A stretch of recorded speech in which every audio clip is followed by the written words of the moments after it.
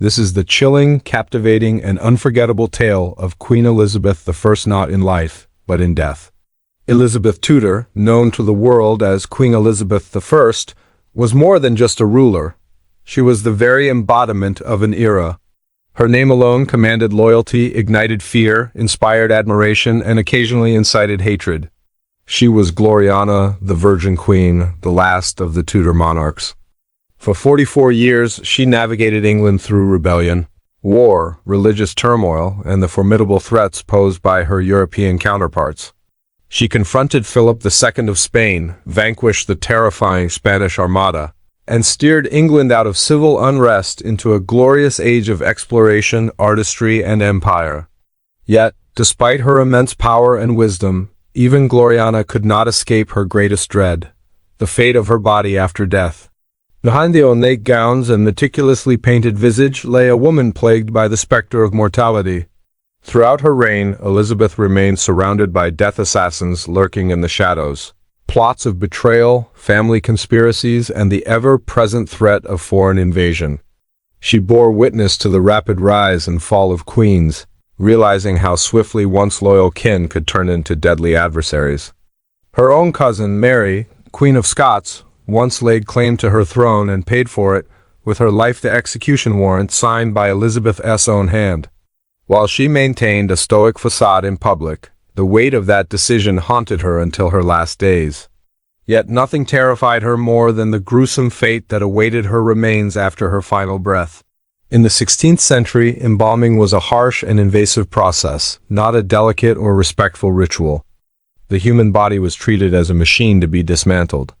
Following death, the body was laid on a cold, clinical stone slab, and meticulous hands sliced open the flesh with long, sharp blades.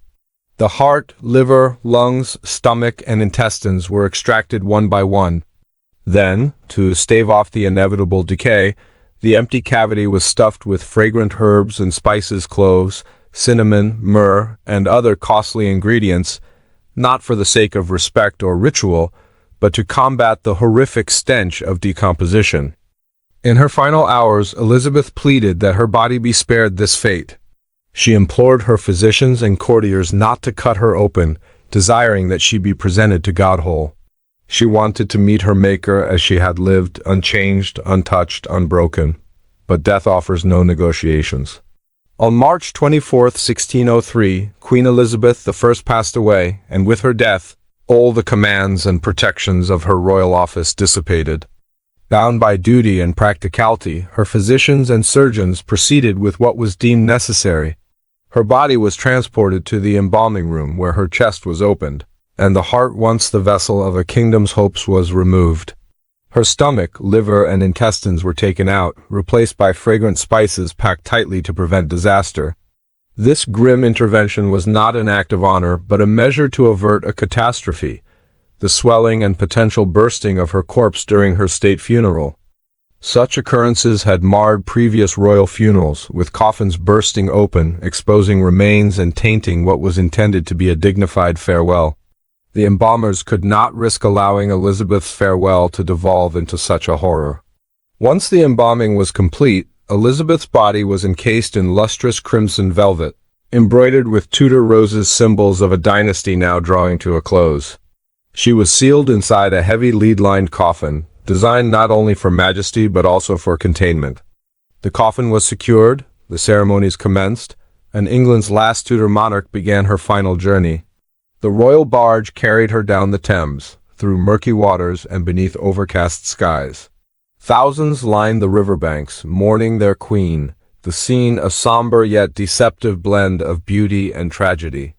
Those closest to the barge whispered of a strange, cloying scent, a sickly sweet odor wafting from the coffin that was barely contained by the lead casing. Even in death, Elizabeth's remains served as a reminder of human frailty. The gases of decay began their slow, inevitable escape through cracks unseen, carried on the breeze alongside her fading legacy.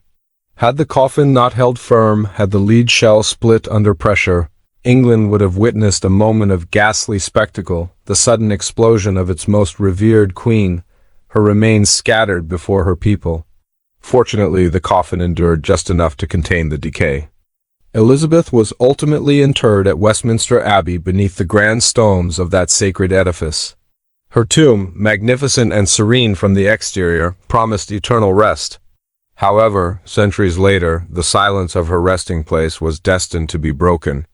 In the late 1800s, during Queen Victoria's reign, a man named Dean Arthur Stanley obtained permission to investigate the sealed royal tombs beneath the abbey. Curiosity captivated the Victorian imagination. History was emerging from the soil, and lantern in hand, Stanley ventured into the cold, dark underworld of England's royal dead. The air throbbed with the scent of centuries past, and the shadows were thick with silence. When Stanley entered the chamber where Elizabeth lay, he was not met with the grandeur befitting a queen, but rather by the crumbling decay of time. The once beautiful coffin had collapsed. Its wooden layers had turned to powder, and the once rich velvet lay discolored and brittle. Even the lead of metal meant to endure had warped and twisted under the slow pressure of decay. The initials ER for Elizabeth Regina still faintly marked the lid, a ghostly echo of the woman who had once been Gloriana. Yet there was more. Above Elizabeth's shattered coffin rested the remains of her half-sister, Mary the First in life. Their rivalry had torn England apart in fire and blood. In death they were now entwined together in a narrow vault. Enemies in life, they lay as neighbors in eternity. The air around them grew dense with the centuries of trapped rot. Stanley stood alone, surrounded by the remnants of two queens, both long departed yet still bound by a narrative that refused to die. The sight confirmed a grim reality. Even the greatest monarchs are not spared the slow, relentless appetite of time. Elizabeth's body, embalmed with such urgency, had not found peace. The internal gases continued their gruesome work, causing the coffin to bulge ominously. The velvet was stained, the wood eroded, yet fragments of her identity remained. The Tudor rose. The faint embroidery, the weight of legend lingering in the dust and silence. Above ground, the world marched on.